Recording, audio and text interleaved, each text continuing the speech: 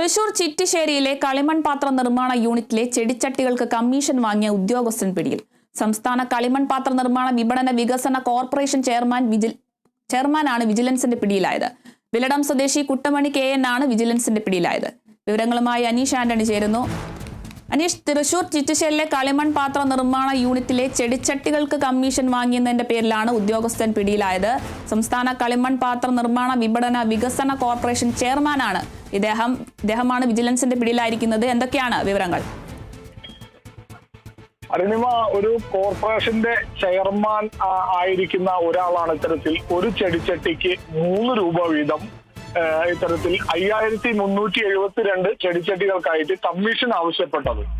ആ കേസിലാണ് ഇപ്പോൾ അതിന്റെ ആദ്യ ഗഡു കൈപ്പറ്റുന്നതിനിടെയാണ് ഇദ്ദേഹം പിടിയിലായത്. സംസ്ഥാന കളിമൺ പാത്ര നിർമ്മാണ വിപണന വികസന കോർപ്പറേഷന്റെ ചെയർമാനായിട്ടുള്ള തൃശൂർ വില്ലടം സ്വദേശി കുട്ടമണി KN ആണ് ഇപ്പോൾ വിജിലൻസ് അറസ്റ്റ് ചെയ്തിരിക്കുന്നത്. വളാഞ്ചേരി കൃഷിഭവന് കീഴിൽ വിതരണം ചെയ്യാനായി ഓർഡർ ചെയ്തതാണെങ്കിൽ 5372 ചെടിച്ചട്ടികൾ.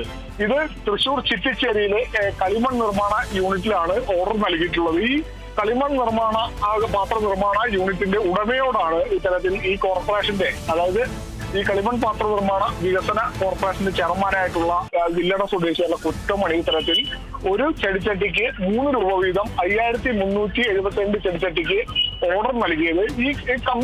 ഈ കമ്മീഷന്റെ ആദ്യ ഗഡു തൃശ്ശൂരിലെ വടക്കേ സ്റ്റാൻഡിലുള്ള ഇന്ത്യൻ കോഫി ഹൗസിൽ വെച്ച് കൈമാറുന്നതിനിടെയാണ് വിജിലൻസിന്റെ പിടിയിലായത്.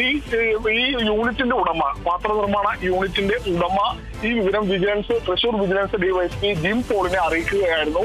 ഇതനുസരിച്ച് വിജിലൻസ് ഫിനോഫിലിൻ പുരട്ടിയ നോട്ടുകൾ ഈ ഉടമയ്ക്ക് കൈമാറി ഈ പണം ഈ തൃശൂർ വടക്കേ സ്റ്റാൻഡിലുള്ള ഇന്ത്യൻ കോഫി ഹൗസിലേക്ക് കൈമാറുന്നതിനിടെയാണ് വിജിലൻസ് ഇയാളെ കൈയോടെ പിടികൂടിയത്. എന്തായാലും ഇയാളുടെ അറസ്റ്റ് വിജിലൻസ് ഇപ്പോൾ രേഖപ്പെടുത്തിയിട്ടുണ്ട്.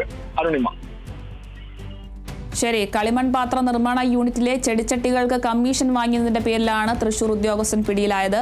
സംസ്ഥാന കളിമൺ പാത്ര നിർമ്മാണ വിപണന വികസന കോർപ്പറേഷൻ ചെയർമാനാണ് ഇയാളാണ് വിജിലൻസിന്റെ പിടിയിലായത്. വിശദാംശങ്ങൾ നൽകിയത് അനീഷ് ആന്റണിയാണ്.